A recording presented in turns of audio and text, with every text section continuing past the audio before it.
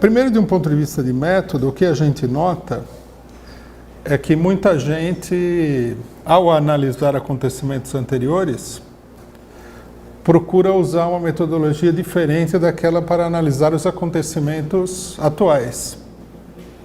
Seja ela qual for, né? Nem todo mundo tem a mesma metodologia para analisar os acontecimentos políticos, mas a hora que se coloca o problema de analisar a história, parece que nós estamos tratando de um outro âmbito, né? O que é um erro, porque a história, a proclamação da República, nada mais é do que a política, né, do ano de 1889. Né? Assim como hoje a gente vê aí nos jornais, na televisão, o Lula, o Temer, o STF, como é que chama? O Aécio Neves. Naquele momento, os personagens ditos históricos, né, eram os personagens da política local. Havia partidos, havia discussões, havia ideologias, havia lutas, havia intrigas, havia manobras, golpes de diversos tamanhos contra os adversários e assim por diante. Então nós temos que fazer um esforço para recuar, entrar no túnel do tempo, voltar até a data e procurar interpretar quais eram as forças políticas que estavam lutando aí, né? E esquecer esse negócio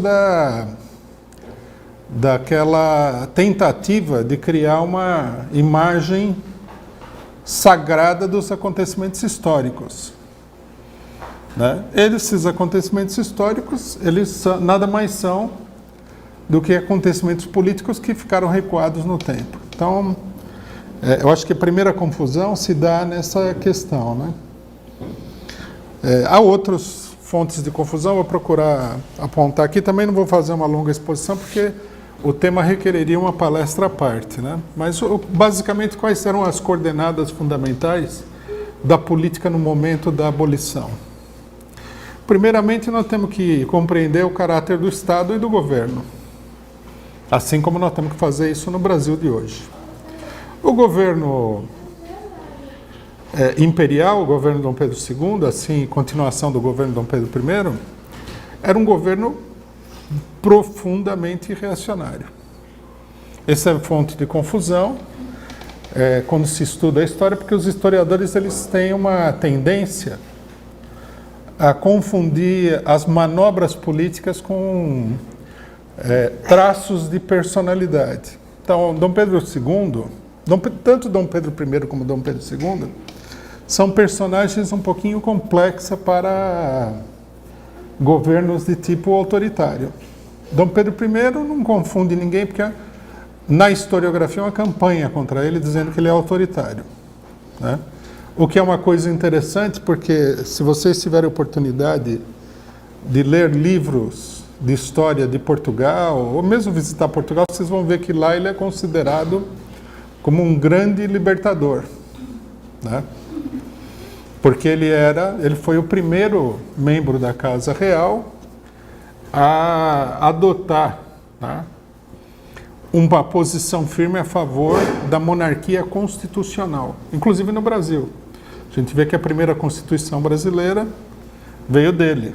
Era uma posição da Casa Real Portuguesa diante dos acontecimentos, mas principalmente dele, né, como herdeiro. Então, a figura é complexa. Depois, ele oscilava, digamos assim, na situação política entre posições extremamente autoritárias e posições liberais. Em alguns casos, até bastante radicais do ponto de vista liberal.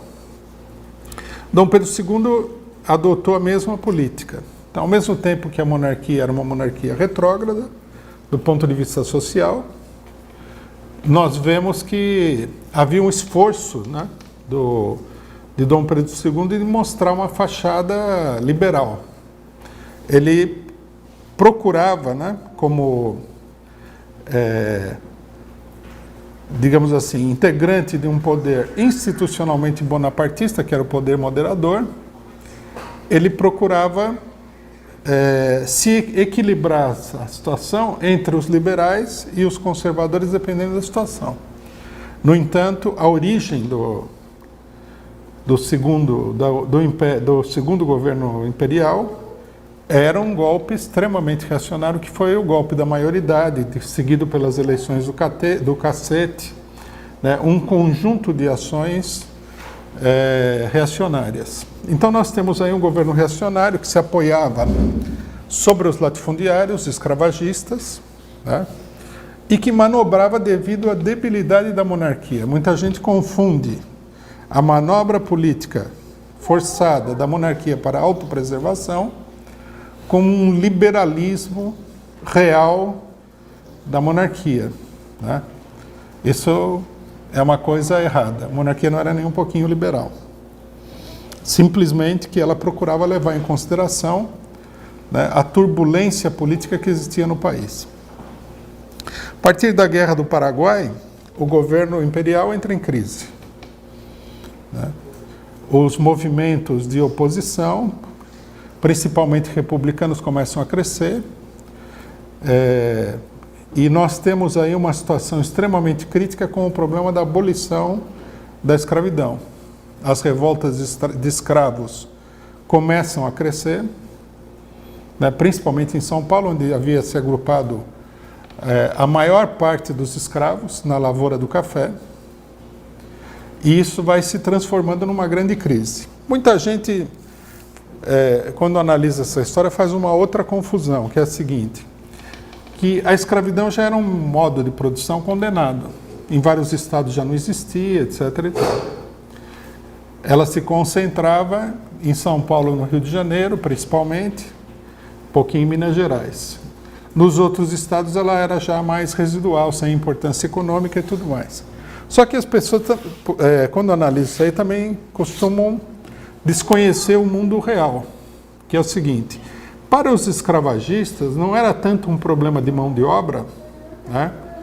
O que, digamos assim, com certo esforço era fácil de substituir, como efetivamente já estava acontecendo com a mão de obra estrangeira que estava vindo para o Brasil, mas havia um problema de estoque de capitais. Quer dizer, cada escravo era uma propriedade, era parte do capital dos latifundiários, dos grandes senhores de terra, dos barões do café, e tinha um valor de mercado. Então, se você vai acabar com a escravidão, o barão poderia até falar: bom, vamos acabar com a escravidão, mas e a indenização pelo capital empatado aqui que vai ser eliminado, né?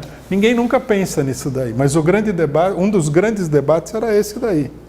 Os barões, eles queriam a indenização pelo estoque de mão de obra escrava que eles tinham. Não é uma coisa absolutamente natural? Não aparece, em geral, na discussão histórica, porque a discussão histórica ela tende ao mitológico, sai do mundo real e tende ao mitológico. É como se você chegasse hoje e falasse para os industriais que, por uma necessidade A, B ou C, todos os imóveis que eles têm vão passar para o poder público. Logicamente que os industriais vão falar: mas como assim? Isso aqui é uma propriedade minha, dinheiro que eu tenho empatado aqui. Quem que vai me pagar? Tá? Isso daí era uma fonte de controvérsia muito grande, porque significava a expropriação de uma grande quantidade de capital dos barões do café e outros latifundiários, que não queriam ser expropriados. Era um ponto de controvérsia muito grande com a monarquia, que não queria abolir a escravidão, por esse e por outros motivos também.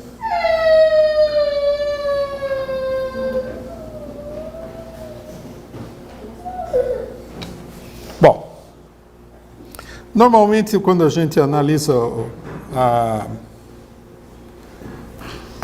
como é que se diz? A questão da república na escola, aparece aquele esqueminha, né? Muita gente deve ter visto. Teve a questão militar, a questão religiosa e a questão negra. Mas ninguém explica efetivamente qual que é a função exata de cada uma dessas questões na crise da monarquia. Por que elas levaram ao desmantelamento da monarquia. Bom, a questão militar, a questão religiosa, perdão, é um enfrentamento entre a monarquia e a extrema-direita religiosa. A extrema-direita tenta uma contra-ofensiva, né? Nós sabemos que na Europa, depois de 1870, que é a Comuna de Paris, há uma tendência contra-revolucionária geral. E há uma inclinação à direita. A Igreja está acompanhando essa tendência à direita e no Brasil ela procura influir no sentido de combater a maçonaria, os republicanos, etc. e tal, com os quais a coroa procurava manter uma certa relação de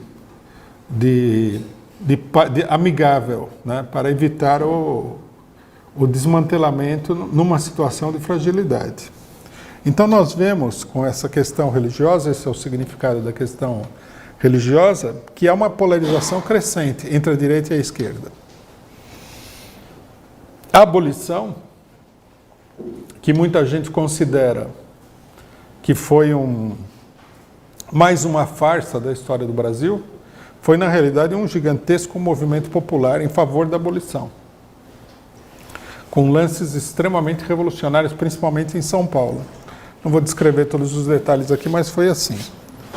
E, né, a abolição termina com um levante de escravos em São Paulo, que a história normalmente não registra, né? Os fatos concretos são substituídos aí por uma espécie de alegoria, com a princesa Isabel assinando a Lei Áurea, que uns acham que é um gesto libertador e outros rejeitam totalmente como gesto libertador, mas ninguém explica nada, ninguém entende nada. Na realidade, a princesa Isabel assinou a Lei Áurea porque o levante de escravos colocou, primeiro, uma situação de tipo... o princípio de uma situação de tipo revolucionário no país, né? Porque houve um levante generalizado em todas as fazendas de escravos no interior do estado de São Paulo. Segundo, colocou em pauta a divisão do exército, onde o abolicionismo já era predominante quase, principalmente entre os oficiais mais novos, que começaram a se recusar a perseguir os escravos e conter a rebelião. Então, vendo essa situação, né, a monarquia decidiu que para sua própria sobrevivência era necessário, por motivos políticos, acabar com a escravidão de uma vez. Muita gente não entende isso, que a libertação dos escravos foi o resultado de uma situação revolucionária. E pior, que ela impulsiona uma situação revolucionária que vai durar muitos anos, até a consolidação da chamada República Velha. Bom, a questão militar é mais simples, né? Os militares haviam, com a Guerra do Paraguai, com a questão da escravidão e várias outras coisas, se deslocado profundamente para a esquerda, que é uma coisa que muita gente não entende, né? Dentro das Forças Armadas, você tinha uma corrente republicana radical, que crescia o tempo todo, impulsionada pelos jovens oficiais. Eles vão ser chamados depois de jacobinos, são eles que vão apoiar o governo de Floriano Peixoto, a luta contra a revolta da Armada, as tentativas, ou que pelo menos eles entendem como tentativa de restauração da monarquia, vão procurar impedir a todo custo a política de conciliação entre a monarquia e o novo regime. E havia uma tendência de tipo, a gente diria, de tipo liberal, quer dizer, democrático muito moderado.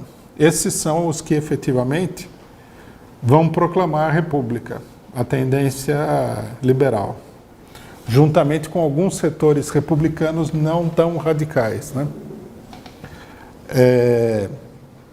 Então a gente vê o seguinte, que a proclamação da República foi digamos assim, num primeiro momento, foi uma vitória de um movimento impulsionado pela esquerda, que reunia o problema dos escravos, a tendência republicana, as tendências democráticas, etc. e tal, e que embutia uma política de tipo nacionalista, né? Então, dizer que, por exemplo, o golpe foi uma coisa reacionária é bobagem. Dizer que o golpe foi uma coisa totalmente desvinculada da atuação das massas, do que estava acontecendo no país, como se ele tivesse saído do aquém do além, é um erro, né? Essa é a percepção de setores que estão distantes da situação política. Mas a situação do Brasil, no momento em que se realiza o 15 de novembro, é uma situação que caminha a passos largos para uma situação revolucionária, inclusive com vários levantes e lutas parciais nas cidades, principalmente no Rio de Janeiro, né? Se não me engano, no ano de 1989, nós temos aí a revolta do Vintém, que era um aviso de que a situação estava escapando de controle. Então, veja, a gente tem uma monarquia que estava esgotada do ponto de vista da sua base social anterior, que eram os latifundiários de fora de São Paulo, que havia adquirido uma base, digamos assim, emprestada com os barões do café, que descontentou profundamente essa base ao mostrar que era incapaz de promover, né, uma resposta satisfatória à questão negra, que se desentendeu com a direita. Quer dizer, a monarquia, na realidade, ela se esfacelou, ela não conseguiu controlar as profundas contradições sociais que havia aí. O que levou à proclamação da República. Mas um dado importante que nós temos aí sobre a questão da proclamação da República, que também parece que é objeto de confusão, é a questão da própria princesa Isabel. Quando acontece a proclamação da República, Dom Pedro II está digamos assim, está no fim da sua carreira como imperador. Ele sempre tinha sido um árbitro relativamente eficiente da situação política nacional, ora apoiando a direita, que era a base política natural dele, ora dando margem para o setor liberal dentro da República, que era ultramoderado, né, Partido Liberal, para controlar as tensões e as contradições sociais. Tanto que no momento da proclamação da República, quem está no governo é um gabinete do Partido Liberal, do Visconde de Ouro Preto. Muita gente se confunde com isso. Muita gente não pensa o seguinte, que quando você tem um regime direitista e ele precisa, né, tirar um pouco da pressão que está se acumulando no ambiente, você põe um governo esquerdista moderado. Então, o governo esquerdista moderado atende determinadas demandas e reequilibra a situação, volta o gabinete conservador. Era um esquema parlamentar, digamos assim, sul-americano, parecido com o europeu, mas de características sul-americanas. O dado importante é que Dom Pedro, estando em fim de carreira, quem assumiria a monarquia seria a filha dele. E naquele momento, todo mundo, a opinião pública, né, o que se comentava nos bares, nos cafés, nos salões é que, assumindo a princesa Isabel, quem governaria o país seria o Conde de. Todo mundo deve ter se lembrado do famoso Conde de, marido da princesa Isabel, um francês, né? O primeiro problema era isso daí, um francês que no ambiente de nacionalismo já não dava certo. Mas o problema principal não era esse.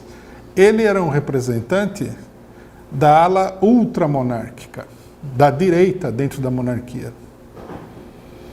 Ele havia se notabilizado aí na Guerra do Paraguai como um dos principais promotores, né, do genocídio no Paraguai. Quer dizer, ele era um ultra. Enquanto Dom Pedro era um homem que dava uma no cravo e outra na ferradura para manter o governo conservador, ele era partidário de uma integral restauração autoritária monárquica, de uma monarquia de tipo absoluto, que iria governar, logicamente, com os elementos mais conservadores, etc. e tal. E, logicamente, que dentro das Forças Armadas, isso daí era visto com horror, né? Uma coisa que também muita gente não sabe, eu acho que as pessoas não falam, porque primeiro não tem dificuldade de entender o fato, que é um fato fora do comum. E segundo, por preconceito favorável aos negros, não quer evidenciar o fato. Mas acontece o seguinte: a abolição foi um equívoco, né? Sob intensa pressão antimonárquica, no fundo, a maior parte dos abolicionistas eram contra a monarquia, queriam derrubar a monarquia acabou decretando, né, a toque de caixa, a abolição da escravidão. Então, logicamente que os jornais conservadores da época, a Rede Globo da época, o Estado de São Paulo da época, apresentaram assim, pegaram os limões e fizeram uma limonada, né? Fizeram da desgraça uma virtude e apresentaram a princesa como grande libertadora dos escravos. Exploraram o fato político em favor dela para ver se conseguiam manter a monarquia. Isso permitiu aos setores do Partido Conservador, quer dizer, o Partido Monárquico, principalmente da ala direita da monarquia, de montar um estranho grupo uma estranha milícia que foi chamada de A Guarda Negra. Não sei se as pessoas já ouviram falar desse episódio na história do Brasil. A Guarda Negra ela é formada por elementos negros, mas em geral recolhidos ali na marginalidade da cidade do Rio de Janeiro. A ideia era montar uma espécie de milícia de extrema direita para proteger a monarquia. Principalmente a princesa Isabel, aproveitando o fato de que ela era a grande libertadora dos escravos, né? Então isso aí, logicamente, só pode causar confusão, porque forma uma guarda negra, todo mundo tem um preconceito favorável aos negros, todo mundo seria a favor da abolição, a escravidão foi um horror, etc. e tal. Mas isso é uma bobagem, porque nada impede a manipulação de determinados setores, principalmente de setores mais lumpenproletários dos negros da cidade, e montar uma guarda de direita. Nada impede. Você precisaria ter um movimento muito consciente aí para evitar, para se contrapor a esse tipo de coisa. Então, isso também foi um dos fatores que levou à derrubada da monarquia. O golpe foi um golpe também preventivo para evitar que a ala direita da monarquia subisse ao poder. A monarquia estava podre, a gente tem o famoso caso do baile da Ilha Fiscal, o pessoal estava lá na habitual roubalheira da política nacional, né? A situação econômica era uma situação delicada, como nós vamos ver depois, né? Nos governos subsequentes, todos vão ser governos de crise. A proclamação da República, ela leva a uma crise política no país, onde se abre uma luta entre duas grandes forças políticas. De um lado, os republicanos, que a gente deveria caracterizar como sendo democratas, nacionalistas no sentido de que queriam desenvolver o país, etc. e tal, e de outro lado, os liberais aliados aos conservadores, né? Toda a controvérsia que há no governo Floriano Peixoto sobre a questão da revolta da Armada, que perdura até hoje, se a gente pegar muitos livros de história, vocês vão ver, não. Uns falam que a revolta da Armada era uma tentativa de restauração, outros falam que não. Por que isso daí? Porque os liberais, na época, buscavam um acordo com os setores derrotados da monarquia.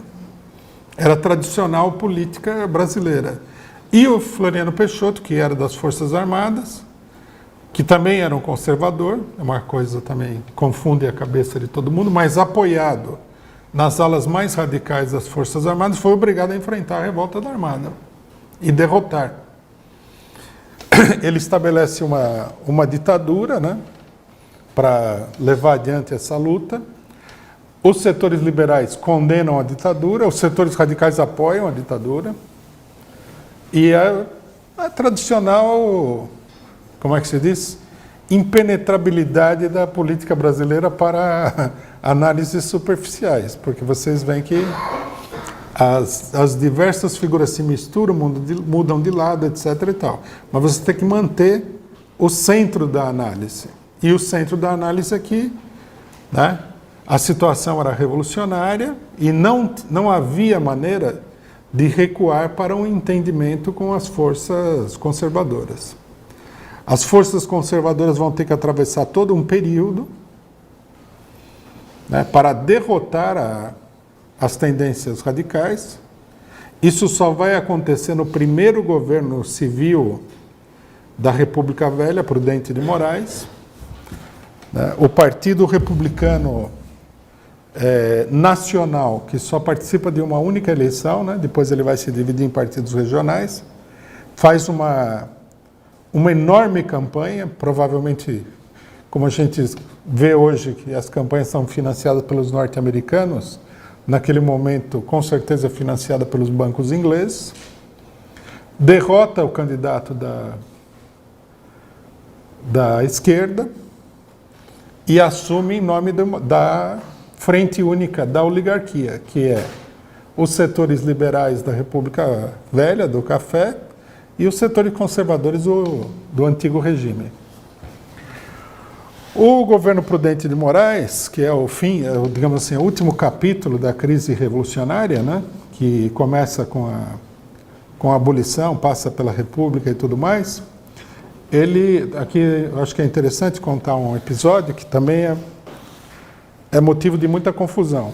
Os setores de esquerda das Forças Armadas tentam um golpe militar contra o governo Prudente de Moraes. Eles veem a oportunidade no Levante de Canudos, no interior da Bahia. O Levante de Canudos hoje é apresentado assim como uma importante mobilização popular, libertária, etc. e tal. Mas na época, quando chegou a notícia de que uns camponeses ignorantes haviam sido arrebanhados por um fanático religioso monarquista, né? E sebastianista e tudo mais, quer dizer, ideologicamente tudo que poderia haver de mais reacionário, eles encararam isso como um levante contra-revolucionário para derrubar a República. E no Rio de Janeiro, os clubes militares e os setores republicanos fizeram uma imensa campanha para que o governo fosse lá e reprimisse o levante contra-revolucionário. Né? Aí,